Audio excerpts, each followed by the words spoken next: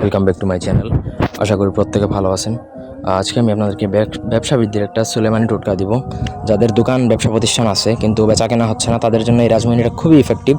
আমি অনেককেই বলি যে যারা ব্যবসা প্রতিষ্ঠান আছে অন্ততপক্ষে রাজমোহিনী তাবিজ একটা নিয়ে দোকানে এমনিতেই রাখবেন। আপনার দোকানে ব্যবসা ভালো হচ্ছে তারপরেও রাখেন, আর আপনার দোকানে যদি ব্যবসা একবার না হয় তাহলে এটা রেখে আপনার এটার ম্যাজিকটা দেখবেন।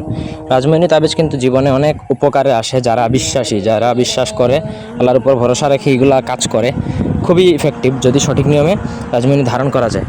তো আজকে আমি আপনাদেরকে সেরকমই একটা দোকানের ব্যবসা বাণিজ্যের রাজমোহিনী দিব। পুরো ভিডিওটা না টেনে শেষ পর্যন্ত দেখেন। আমার চ্যানেলটা সাবস্ক্রাইব করবেন, লাইক কমেন্ট শেয়ার করবেন। আপনাদের ব্যক্তিগত যে কোনো প্রয়োজন কিংবা যে কোনো কাজের জন্য স্ক্রিনের নাম্বারে সরাসরি ফোনে, হোয়াটসঅ্যাপে অথবা ইমোতে যোগাযোগ করে যে কোনো কাজ করাতে পারেন, দেশে কিংবা দেশের বাইরে থেকে। তো এটা একটা বাংলা উপরে দেওয়া আছে, ইয়াতুমু বিহি অল্লাজি বাকুম ফস্তব শিরু, আর নিচে তো বাংলা সংখ্যাগুলো তো দেওয়াই আছে।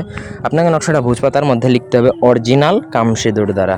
এটাই একটু আপনার এক্সপেন্সিভ হতে পারে, আদারওয়াইজ সব কিছুই আপনি কালেক্ট করে ফেলতে পারবেন। তো আপনাকে মানে এটার ফল কিন্তু ভালো পাবেন।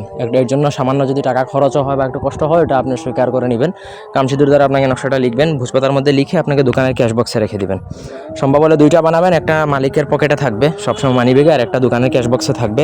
তারপর দেখবেন ম্যাজিক, ওই দোকানে কী পরিমাণ বেচা কেনা হয় আপনি কল্পনার বাইরে, মানে আপনি হাঁপায়া যাবেন ব্যবসা বাণিজ্য করতে করতে। রাজমোহিনী তাবিজের খুব গুণাগুণ, কিন্তু আপনি যে রাজমোহিনী তাবিজ দোকানে রাখছেন সেটা আপনি ব্যতীত অন্য কাউকে বলবেন না, এবং কি আপনার নিজের স্ত্রী, আপনার ছেলে সন্তান কাউকে বলবেন না। এইগুলো খুব গোপনীয় জিনিস, যতদিন গোপন থাকবে ততদিন কিন্তু আপনার মনে করেন টাকা আসতেই থাকবে আসতেই থাকবে। ব্যবসা বাণিজ্যে লাভবান হবেন, গ্যারান্টি দিচ্ছি। ধন্যবাদ সবাইকে, আল্লাহ হাফেজ।